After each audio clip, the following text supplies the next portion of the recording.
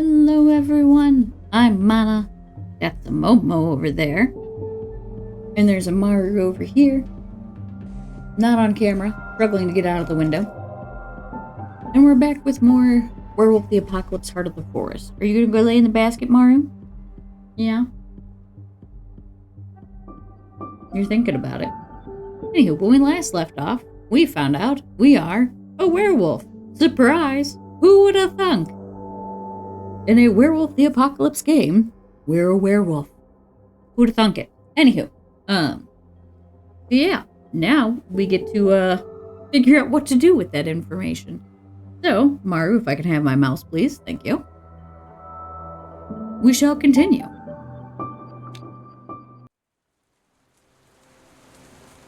Chapter 4, Lost in Woods. Breed, Homid. Auspice, unknown. Rank, cub. Tribe, unknown. Condition, healthy. Lupus. Right, you're going back over to the window? Okay, have fun. Hi, Maru. Let's see. Breed, Homid. Lots of new traits here. New info. We're extremely spiritual. We are healthy. Bartek is still sympathetic. Anya is still loyal. Daniel is cautious. Family is still complicated. Kim sympathetic. Cornell cautious. Lisa neutral. Olga neutral. Pat sympathetic. Pushka friendly. Police neutral and press neutral. Okay, well. We're caught up on the character sheet. The heart of the forest. The morning smelled of fir, earth, and the forest. Over the gentle snoring that filled the warm space under the low-hanging branches of an old spruce tree, I heard a squirrel. I was hungry. Went outside, quietly crawled outside. Oh, let's just go outside. Stepping over the sleeping forms, I made my way outside. Alone, hiding in the tall grass, I sniffed around. The sky was bright, and the forest around me was dark and full of interesting smells. High in the trees, bird yelled out about status, sex, and violence. I was in danger, memories started to come back. Something was wrong with that picture. Memories started coming back.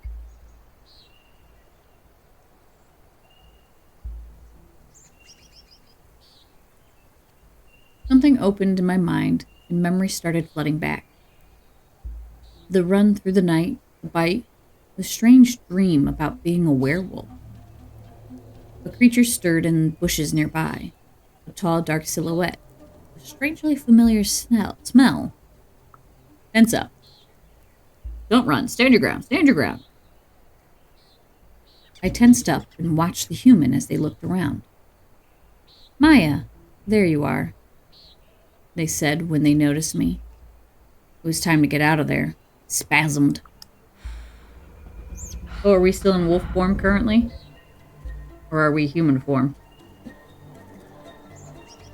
Suddenly, a feeling like cramp or a spasm surged through me and everything changed. I was Homid, human form. Okay, so we were still wolfy. My body started resetting itself to the familiar shape, and it hurt. Bones broke and fused again, muscles and sinews moved under my skin. I cried and thrashed, then panting and sweaty, I was Homid again. I hit the ground with my bare ass. Colors exploded. The morning breeze suddenly became cold, and I shivered. I looked up. Confused, I looked at the person approaching me. Cornell is cautious. You look cold. Cornell handed me a bundle of clothes. Don't change for a while. They won't survive it. Not until you earn the right. I took the bundle. Okay, so once you earn the right, I guess you can shapeshift without destroying your clothes? So, that's cool. I snatched the bundle and started pulling the clothes on. Sneakers, loose-fitting jeans, a hoodie with a unicorn. They fit perfectly. I thought about the previous night. I thought about the previous night when I was raging through the forest, about how differently I experienced the world through the wolf senses, and about the discomfort and confusion of changing shape. So I was a werewolf. Goal, identity, master the chain. Okay. Maru, can I help you? You keep pacing back and forth in front of me. Goofy cat. He's been ignoring me for the last hour, and now he wants my attention. There was no denying it. I was no longer human. They made me a monster. No. Wait a moment. Right? I appreciated the help. No, right? Tell me about this. I want information. Gimme. Did you mention a right? I raised an eyebrow. You mean magic is real? You're a werewolf. Do you even need to ask? I just stood there for a moment in silence. I was wondering how one usually learned that they were a werewolf. But how come nobody knew about werewolves? Ask about his story. No, how come nobody knows? Doesn't make any sense. It suddenly struck me. How come nobody knows werewolves exist? We protect the veil, was the answer. Easy to convince humans that supernatural doesn't exist. They already want to believe that. And the delirium helps. The madness and memory loss suffered by humans who look upon a Garu in Krynos form. Okay. Delirium? You mean delirium as in the medical condition? I asked, remembering something I'd read about acute confusional states. You'll have to ask Pat for that, but the gist of it is that humans are incapable of remembering that they saw a Krynos, half-wolf, half-human, war form of the Garu. Okay, cool. He laughed. They panic, turn away, and instantly forget. Every time. Realize something. I do want to ask him about his story, but not right this second. Then I realized something important. The wolves had awoken. At some point, the rest of the party had awoken and joined us. The clearing was full of wolves. Fuck. Fight or flight. The wolves were closing in on me. I knew my next decision would have serious consequences. I mean, the Nile is a river in Egypt. No, I think it's better to accept and cooperate. Because if you just take off, you're not going to learn the information you need to know to survive in this new world that you've been thrust into. That you didn't even know that you were a part of. So I feel like accepting it is the better way to go. So that way you can learn more about it and how to manage it and use it to your advantage.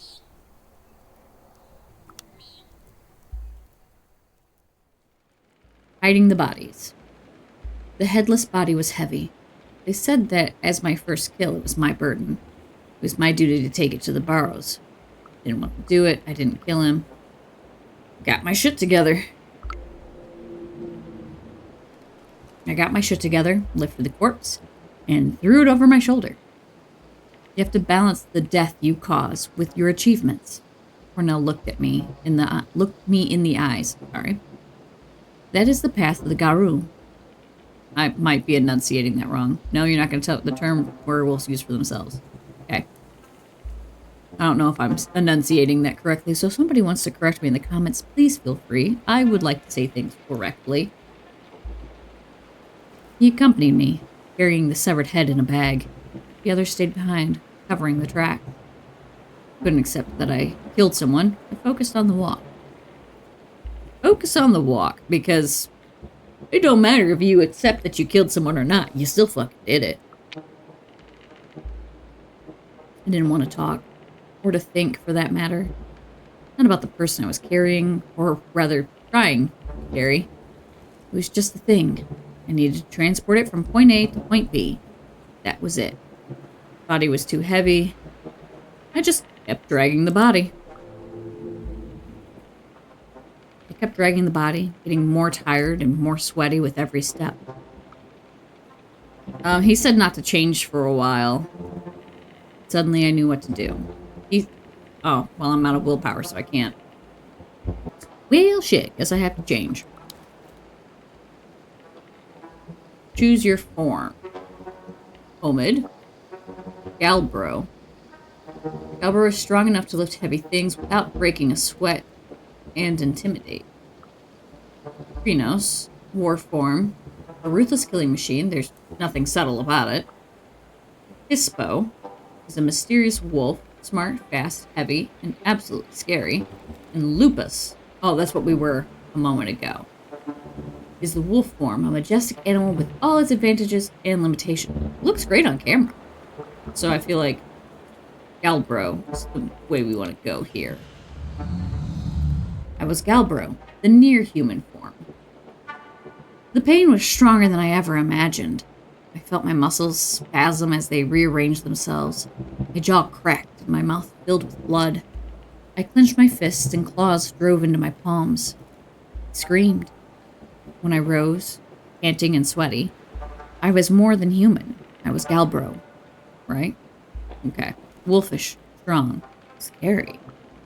It hurt. +1 willpower. Yay! Find your place among the Garou. Okay. The change hurt more than I expected. The world shifted. Not much, but enough. I felt my teeth get sharper and muscles stronger. I pictured the body. It was a lot lighter. We went on. At some point, I realized we weren't alone. There were 2 shapes in the bushes on either side of the road. Animals, one big and gray, the other small, nimble, and white. Ah, my companion smiled. I see you've noticed our patrons. Spirit joined to a pack or tribe and representative of its inner nature. Patrons? Winter weasel, neutral. Morning wolf, neutral. Sorry, what now? Patrons? I asked. Yes, the spirits who help us fight our war. The 2 animals stopped in front of me in the middle of the path. We came here to teach the cub, said the wolf. She smelled of ash and tears. Was I hallucinating? I mean, honey, you're a werewolf. You're in a shifted state right now. Do you really think you're hallucinating? I couldn't believe what I saw. It made no sense. I felt as if my brain was short-circuiting, trying to interpret signals not meant for human senses. Was there really a wolf? Was it really a weasel? Was it really a weasel? When I turned my eyes away from the weasel, it flickered, as if it was just a projection on a broken screen. One moment, an animal. A moment later, just an idea. When it talked, the air smelled of electric discharge, and I felt like the words displayed directly in my mind. It wouldn't leave me alone.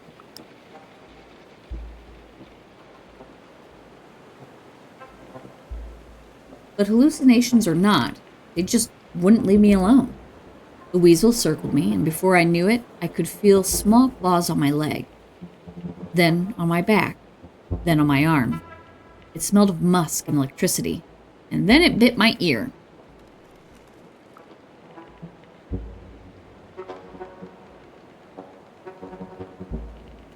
I mean, if something bites me, it's getting yeeted off. Try to shake it off. Get off me, I yelled, trying to knock the weasel off my arm. Ooh, feisty one. Like it. Its electronic voice echoed in my head. Enough, the wolf growled. Or at least that was what my brain decided to hear. I felt the weasel draw its breath. In the beginning, there was Gaia, the earth in both a physical and spiritual sense, the mother goddess. Yep. Mother Earth, and she gave birth to a mighty breed of warriors, the weasel began. It sounded electronical, like a teenager reading a Wikipedia page over a voice chat. They were called Garou. That's werewolves and werewolfish. And their sole purpose was to protect Gaia. They failed, wailed the wolf. I looked to the weasel for advice. I looked at the wolf. I would look at the wolf because the wolf was the one that just spoke. There was danger everywhere, shrugged the wolf when I looked to her for advice. When time began, Gaia released 3 primal forces upon the earth: the weaver, the wild, and the worm. The weasel continued. The wild was the untamed force of life and creation. The cold, ruthless weaver gave structure to the world, and the worm destroyed what needed to be destroyed, creating balance. So we're creatures of the worm. Cautious. So were werewolves creatures of the worm, I asked, destroying imbalance? They were Gaia's children, the wolf snarled, born to herd and contain humans. So what went wrong? I could see that something went wrong, I smiled wryly. Warily. The weaver grew too ambitious and trapped the worm within its lifeless web, the weasel answered. Confined and denied, the worm went slowly insane, the wolf wailed. Now Gaia is dying, choked by the weaver and eaten alive by the worm, wailed the wolf. And you cannot reason with the worm, she snarled. You can only fight it. Then it turned and led the way. It took us to the barrows.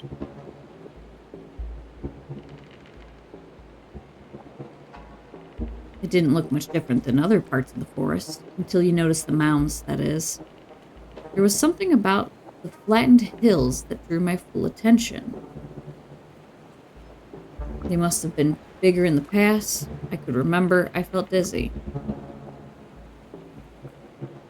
I could remember.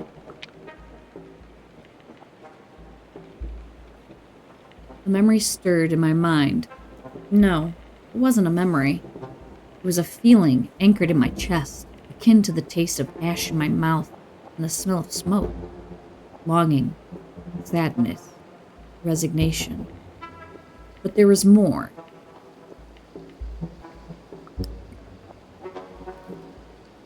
A sense of sacredness.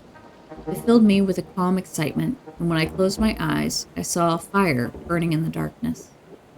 Cornell needled near one of the mounds, put his hand on it, and whispered a few words. I saw the ground open slowly, like a mouth in the earth. He sighed. Let's do this. We put the body in the hole. In the hole. In the hole. Anywho. We took the severed head and the body I'd wrapped up in sheets and put them in the hole. It closed slowly, and I could swear I heard the trees nearby sigh with anticipation. The wolf howled, and I could feel the hair on my hands rise. Welcome to your new life, the talking white weasel grinned. We have something else to show you.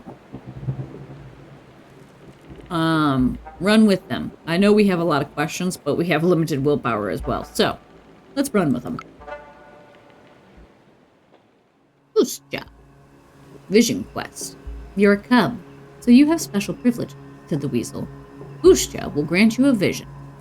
You must see to understand, said the wolf. Think carefully before you choose what to see. The future, your destiny. Present, the forest. The past, your family. Ooh. This is a hard one. So we came here because we wanted to learn about our family. And then we got wrapped up in present with the forest and everything.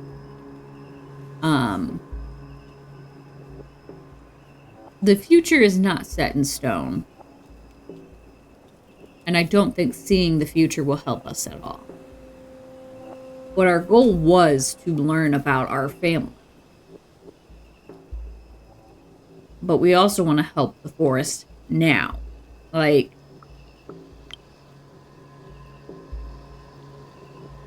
understand what connects you to the forest, pursue to regain willpower, find your place among the Garou, pursue to regain willpower. Yeah. I know we came here because of our family history, but we're also wrapped up in saving the forest now.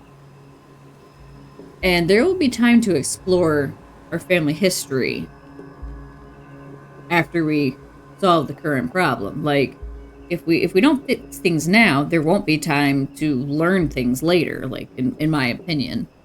Will the game actually let me do that? I don't know. But logically, this going to the forest first is what makes sense to me.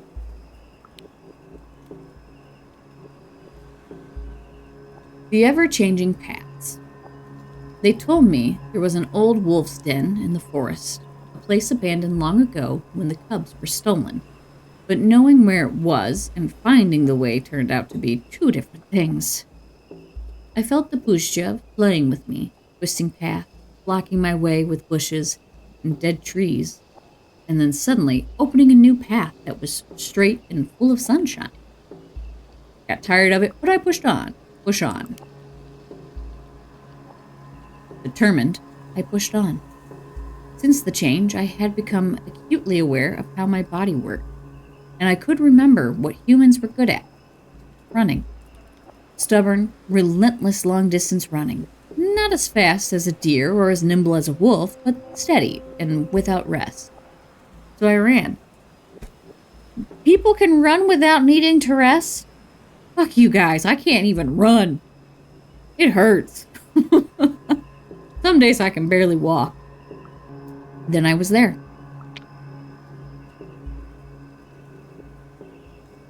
An old den hidden in the roots of a crooked pine. I crouched down. I crouched and looked into the hole.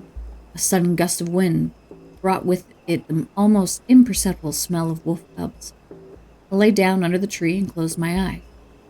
I could feel the sun breathed in. Yeah, let's take a breath and then enjoy the sun if it gives us that option. I breathe in, and it fills me with peace and warmth. The wind rustles through the leaves, and the air smells of sweet dew and greenery. The sun shines on me.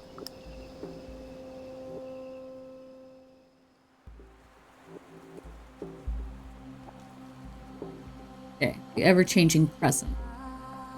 I close my eyes and extend my hands and feel my fingers dip into the thickness of the grass that covers the earth. I hear a whisper.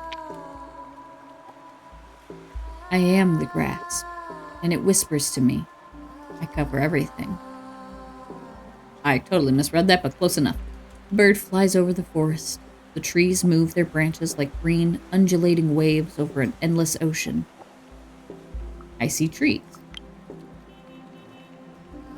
I see trees that are eaten by bugs. They desiccate and die. Loggers. What? Oh, okay. I see foresters.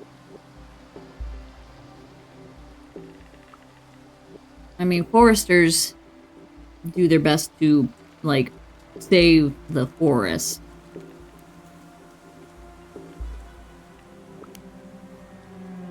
I see foresters cleaning the festering wounds in the forest to help it heal itself.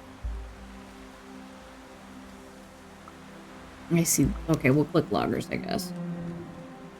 I see humans felling the sick trees to protect the healthy ones. I see humans living in the forest. I see a man sitting motionless against a tree trunk, and a little squirrel walking down to him, curious. I'm not alone. I hear the mournful howl of a lonely, heartbroken wolf somewhere in the forest. Look again, it says, and the smell of ash and tears overwhelms me. And I look. Ooh, something's happening. So I look again. I see sickness. I see trees that are eaten by bugs. They desiccate and die. I see loggers. That is what we saw first. Humans cut down the trees, but the bugs continue to thrive anyway. I see hunters. Humans come and feed the animals. only to shoot them. I see humans destroying the forest. The forest tries to heal itself, but nobody notices the sickness. Humans turn the forest into a desert. I've seen enough. I've seen enough, I say. We are all connected. Trees, animals, humans, Garu. But to survive, you must define and defend your borders. I am angry and scared. I feel like a part of the forest. I mean, she said she felt connected, so I feel like part of the forest. I am the forest, the world says to me. Let me work. Think I understand. Hint updated. Lucia needs protection from sickness. I think I understand what the forest wants from me. The world is one all-encompassing organism, and it can heal itself. It just needs help to keep the sickness at bay. A man opens his hand. There's an acorn there. A squirrel grabs it and runs away. I see a little girl laughing, delighted when she sees it. I open my eyes. I opened my eyes, and I saw the wolf looking at me. Come with me. It is what the Pusja wants, she said to me. There is no one else to be my cub. Come to me, child. I will nurse you, and I will lick your wounds. We will kill together. We will feast, and we will be merry. The forest will grow. I looked at her. And perhaps for the first time, I saw her for who she was. Her pelt was marred with fire. Her eyes were smoking embers. Ash was falling from her heaving flanks. She looked old, ancient, seething with anger. She was morning incarnated. She was the wolf from my vision. I feel like morning incarnated, yeah. She was the very idea of morning made flesh, driven by a feeling of loss so profound that it burned everything in its wake. But she was more than that. She was also the Pusja. She was more than one wolf. She was the darkness. She was also the Pusja. She was also the spirit of the forest. The Pusja herself, wounded, hurt, violated, and mourning all her children that humans had killed. At least, that was what I thought when I looked at her. The wolf mother looked back at me, and something in her eyes made me realize that she was trying to tell me what the Pusja wanted from me. Join me, she pleaded. Only you can understand me. Only you. I went to her, but I walked away into the forest. I want to go to her. Morning wolf loyal. I went to her, and she accepted me, and I accepted myself. The wolf mother was the voice of the forest. Stop the logging at any cost. And I finally understood who I was. The wind howled. The trees shook their branches, and the humans looked at the forest in terror. The wind howled.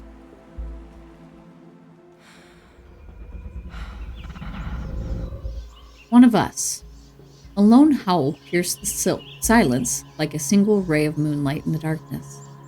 Then there was another, and then another, and then another, a choir of voices, triumphant and joyful. I opened my eyes.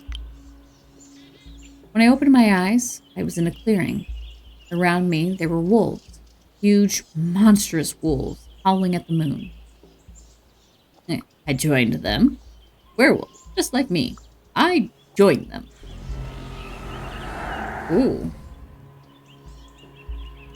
I was Hispo, the monstrous wolf form. The pain was overwhelming. My spine cracked and twisted. My knees and ankles broke, and I fell on the ground. My jaw shattered and rearranged itself.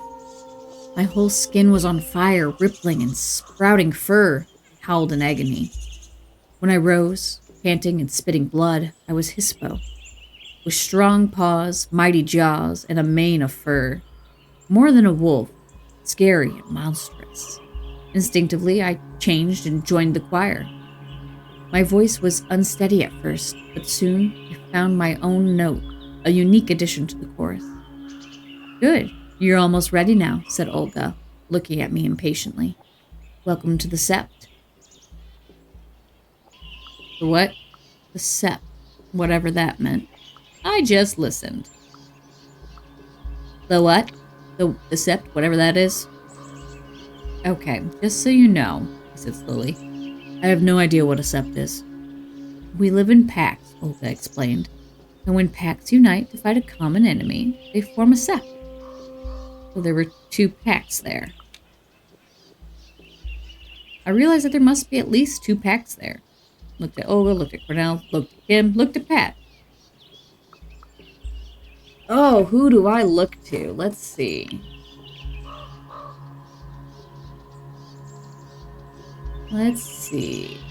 Kim is sympathetic. Cornell is cautious. Olga is neutral. And Pat is sympathetic.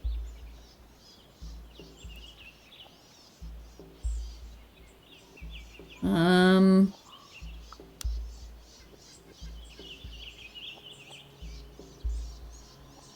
gonna say, wasn't it? No, it was Lisa who pushed us away, I think. I'm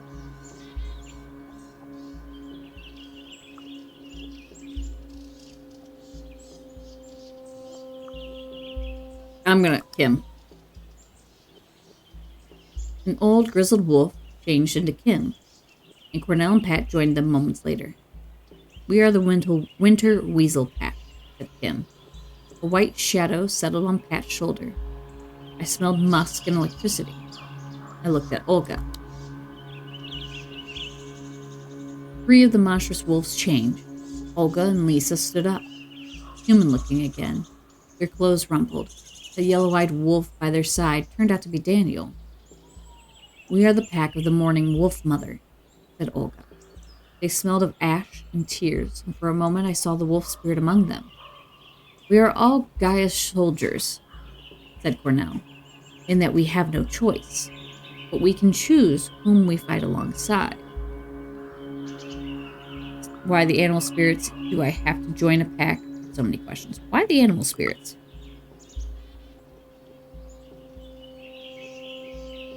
Why does every pack have an animal spirit? I asked. How does that work? Such spirits are called patrons, and not all are animals, Lisa explained. And our pacts with them give us additional weapons with which to fight the sickness and corruption of the worm. The last word reeked of decay and burning oil. Do I have to join a pack? Do I have to choose a pack? I asked, just to make sure. No Garou can survive on their own, Cornell said with sympathy. Your old human life is over. But we will never abandon you. I had so many questions. I have so many questions, I shook my head. What about the moon? Was every sept that diverse? How did the spirits work? Where to start? Was every sept that diverse? You were from all over Europe, I noticed. Is this like standard for a sept? Well, I think we've been claimed by the mourning wolf mother, so I'm gonna look to Olga. I didn't even know if that was a stupid question or a smart one. I looked at Olga.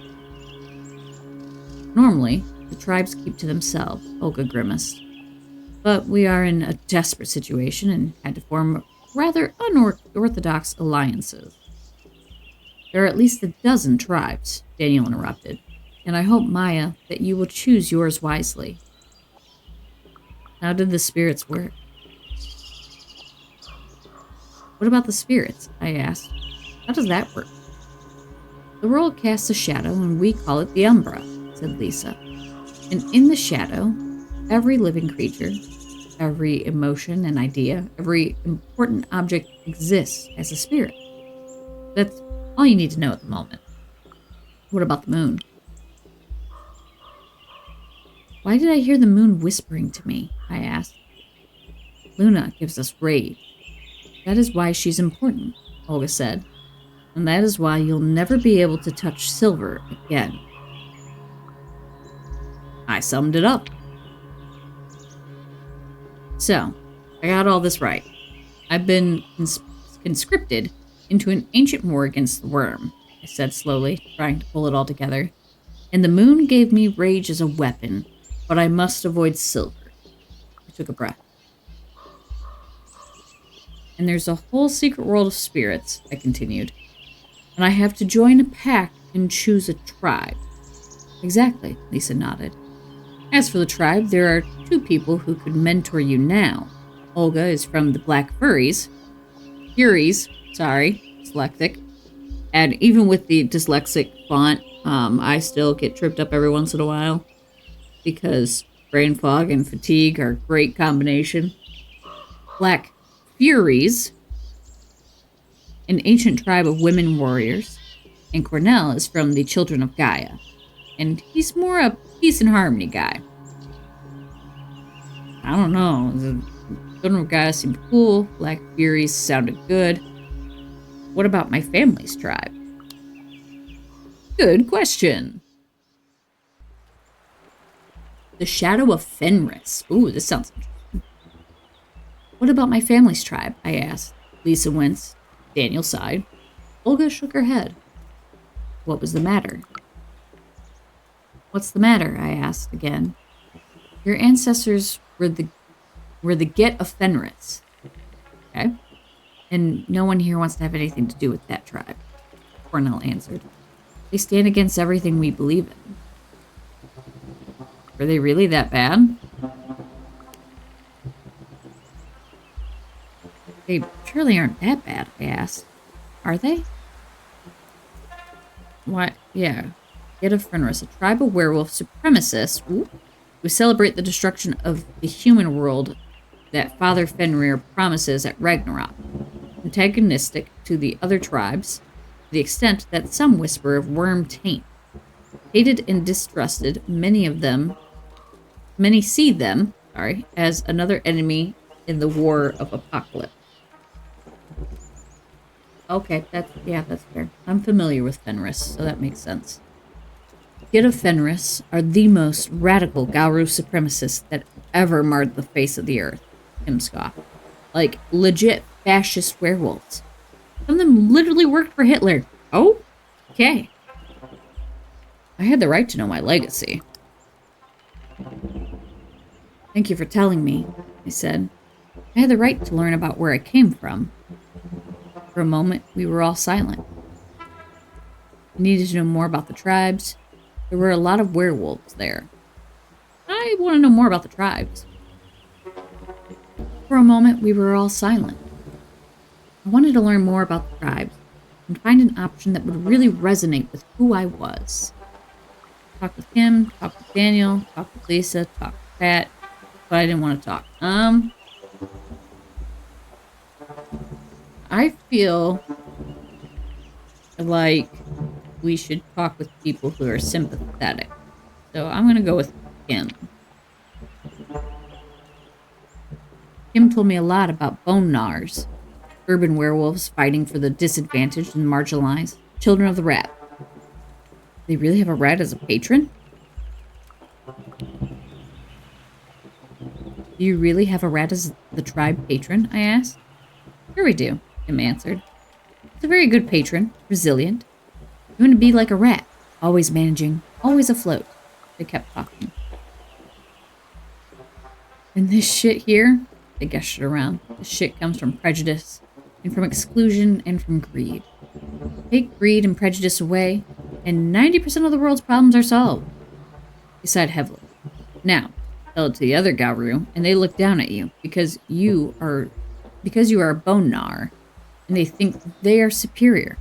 Prejudice. Prejudice everywhere. Okay? I'm gonna talk to Pat then.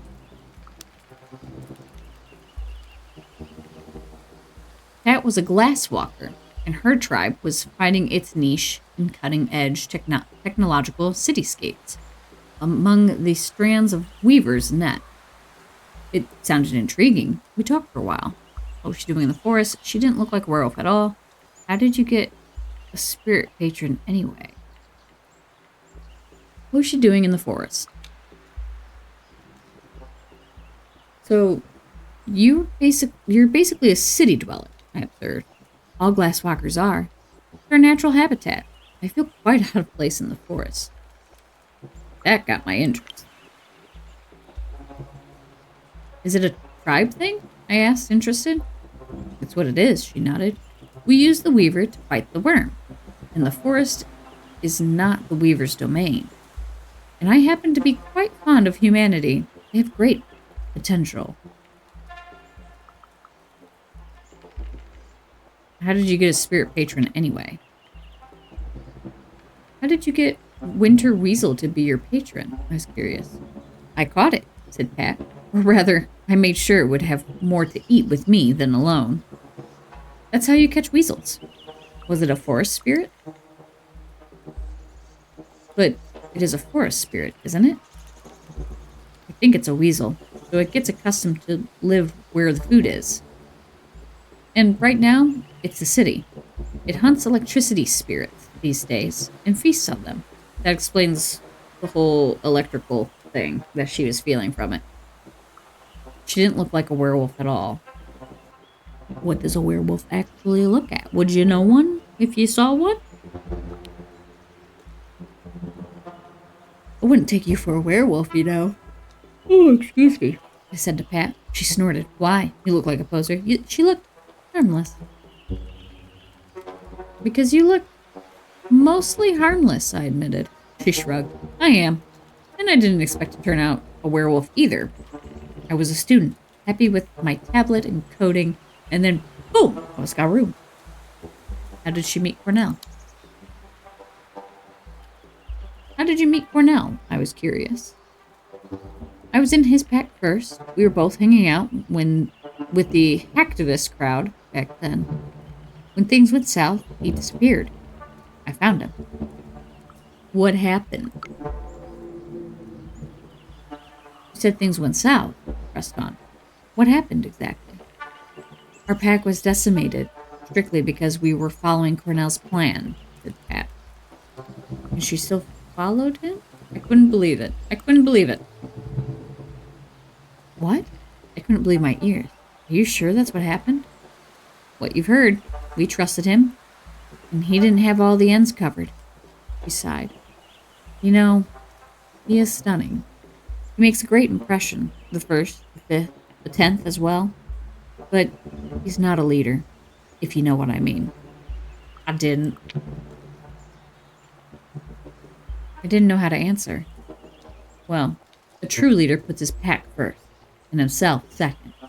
And Cornell makes great first impressions. I had to think it over.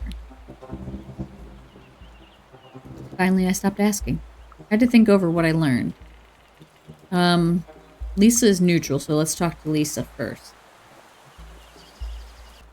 I asked Lisa about her tribe, but she inherited her cyber, I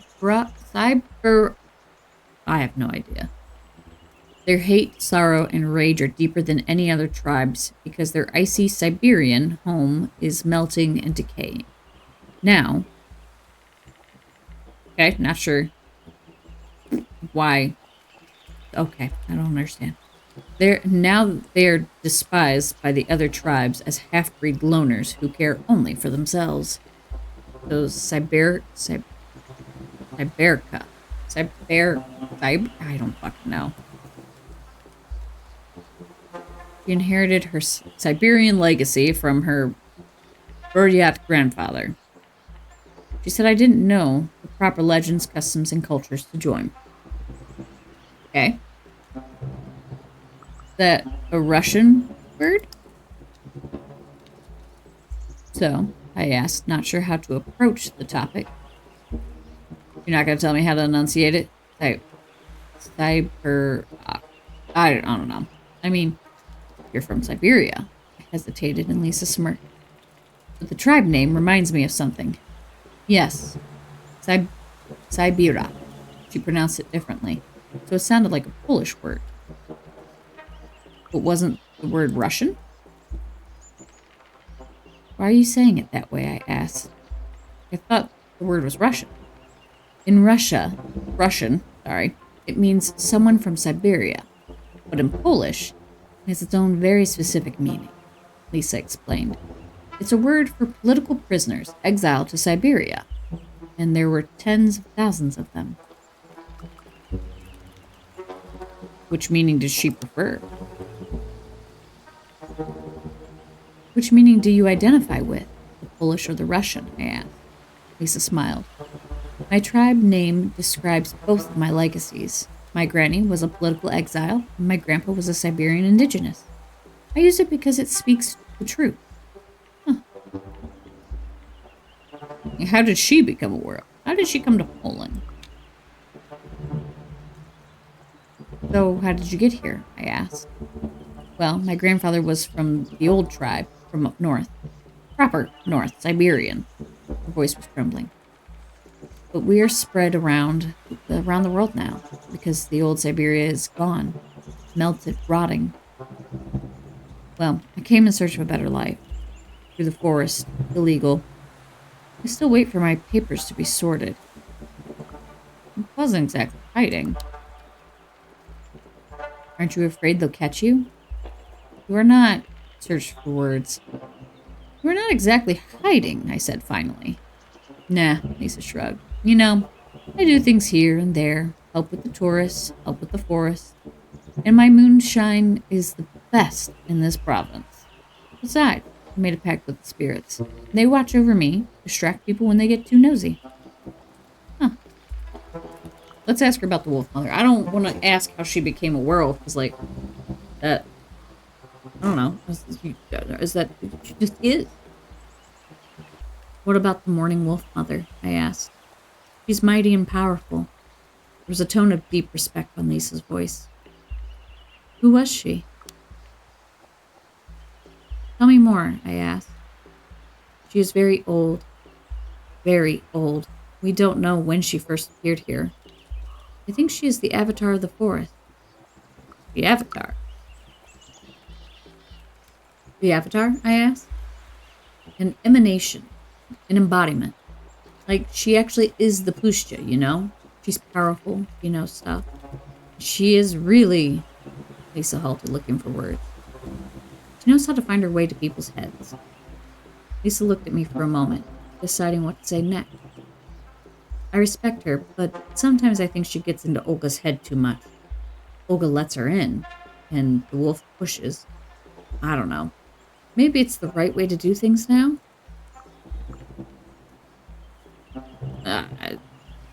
I didn't comment. So far, I like the wolf mother. I decided to keep my conversations with the wolf mother to myself.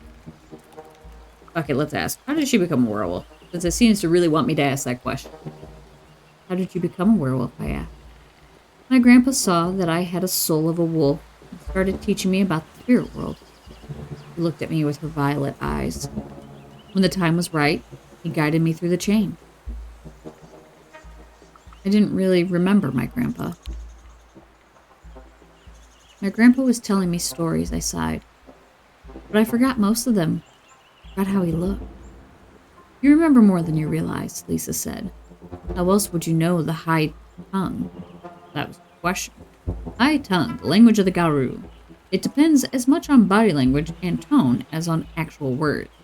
Much of it is instinctive, accented by pheromones, growls, and whine. That was all I wanted from her. Thanks. It was all I needed to know for the moment. Come here, Daniel. There goes my willpower.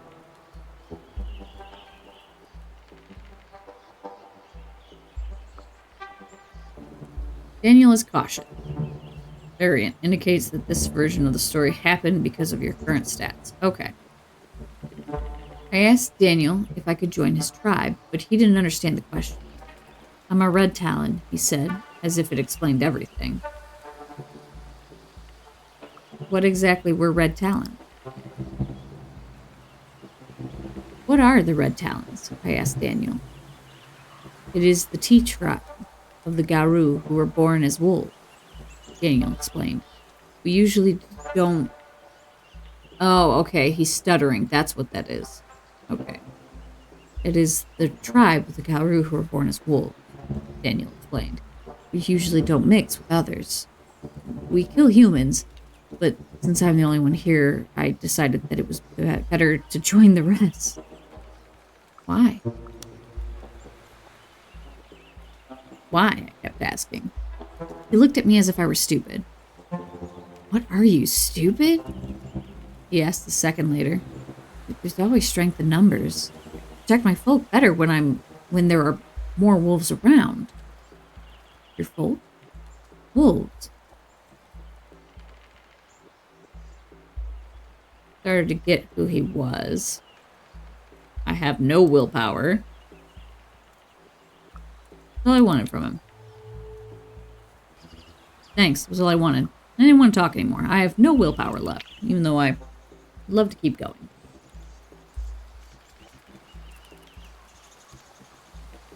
But I was too exhausted to bug them with personal questions. There were a lot of werewolves there.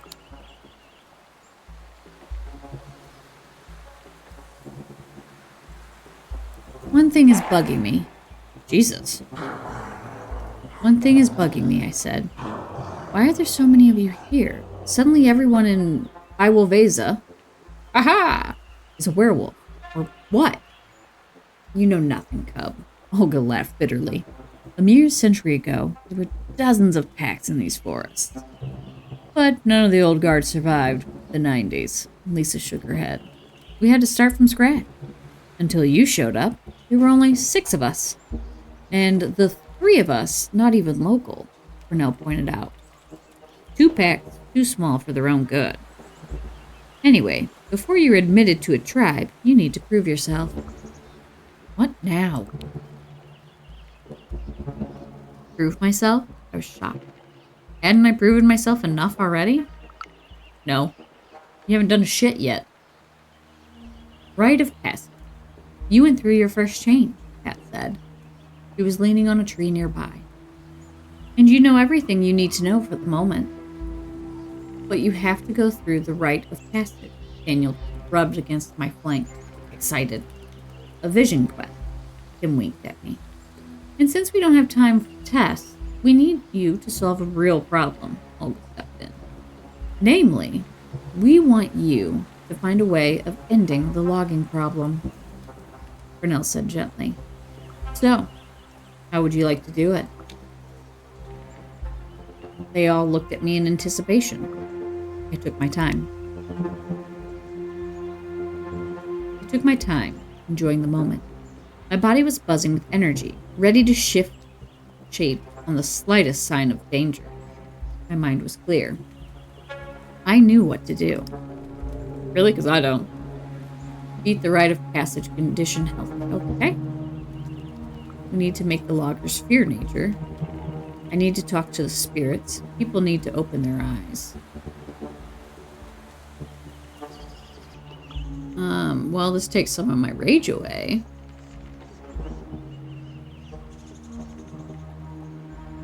So I guess it is good to have rage in the event that I need it. I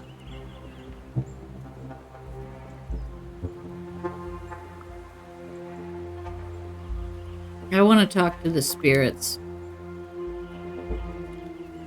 We need to work with the spirits to succeed, I decided. Make the force itself turn against the log. Cornell had another idea. Something is rotten in Biowaveza, Cornell commented. And I think that we should find and neutralize local forces that support the log. Cat just laughed.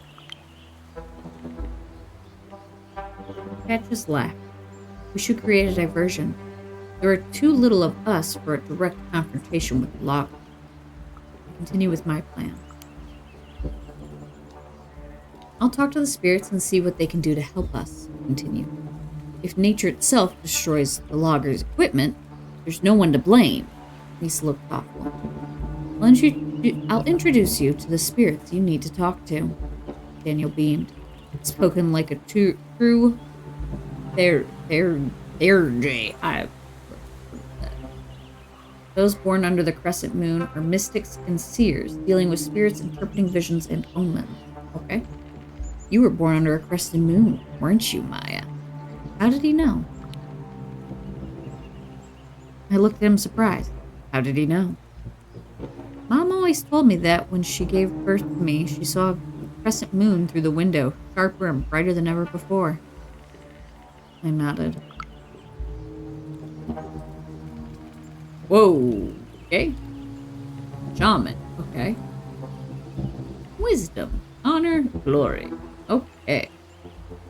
You're right, I nodded. How did you know?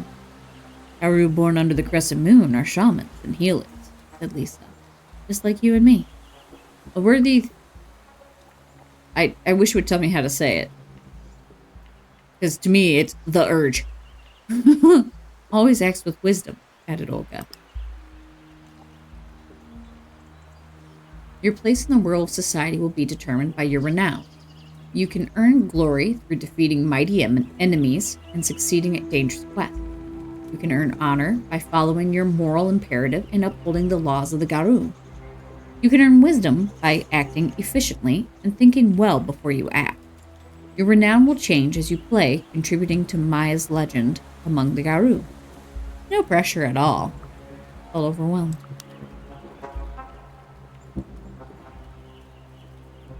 Olga must have sensed my confusion.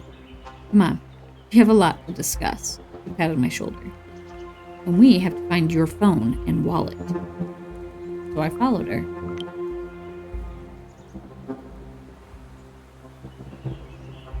I nodded and followed her. I had to tie up loose ends in my old life.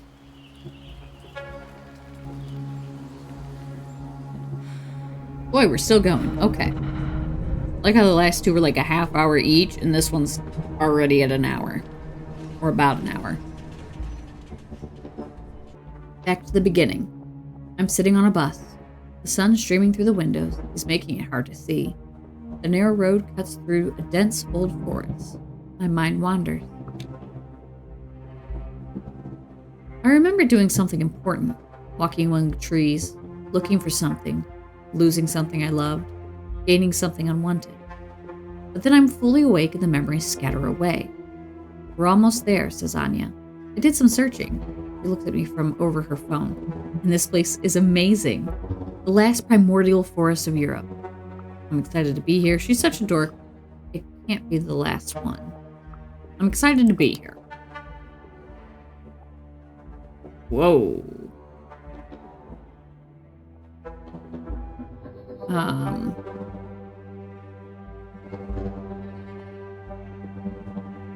Okay, hang on. Things moved and I was trying to make sure that I was in the correct place. I got really distracted by that picture. It's very unsettling.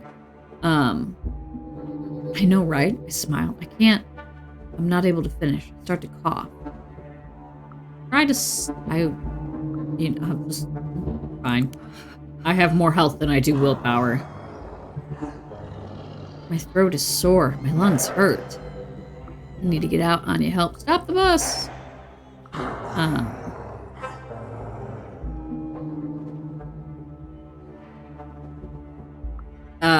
Anya, I need help. Because I would turn to my friend and ask them for help. Anya, I turn to her. She looks at me, worried. You should drink something. Here. Pulls a bottle from her backpack and gives it to me. I take a sip and feel something dry and acrid in my mouth. And then it starts to move. Spiders? The fuck? That is unsettling. Why? Why are we like this? I spit it out and see thousands of small spiders leaving my mouth. Threads of silk cover me, the seat, and everything around us. I'll try to get out. I thresh the window, but a few seconds later, I am bound in a cobweb cocoon. There's a hiss. I hear a hiss. Then slowly, a long, dark, bloody shape comes out of Anya's eye socket, pushing the eye out. Ew. A black snake that reeks of rotten meat, acid, and oil. Don't fight, Maia. You're already mine, it says. Just like your grandpa. And then it kisses me. Yeah, I reject your reality and substitute my own. Okay, that's the end of chapter 4. That was a fucking ending. What the fuck was that? We went from going to look for my phone and wallet to spiders in a water bottle and a snake popping out of my friend's eye. What? What? I have questions. So yeah, that's fun. I have to pick a tribe. Which is, that's, I already forgot the tribes that were options, so, I have to do some thinking on that. Oh, goodness, excuse me. Sorry, the fatigue is caught up to me. Okay.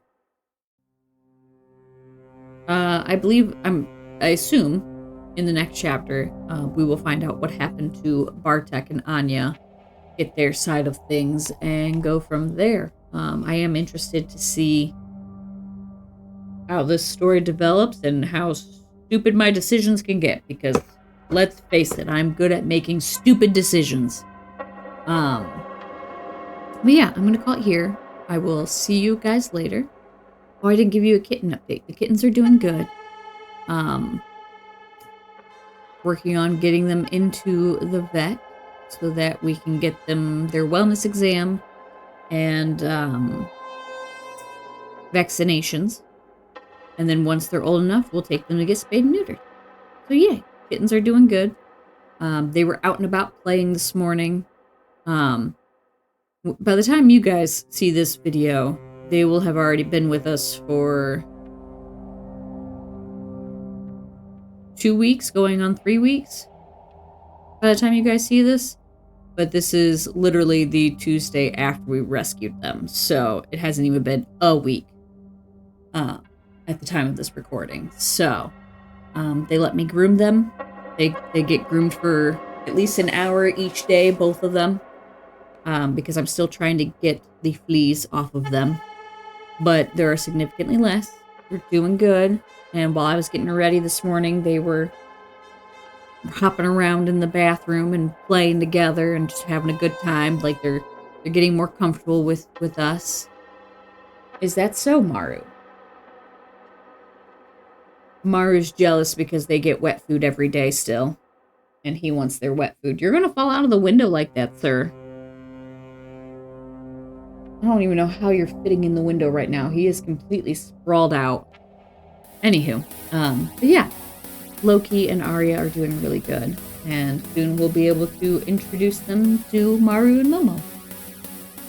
And it's gonna be hilarious. So yeah, I will see you guys later. Remember to do something nice for a stranger today. You just might feel the light. Bye!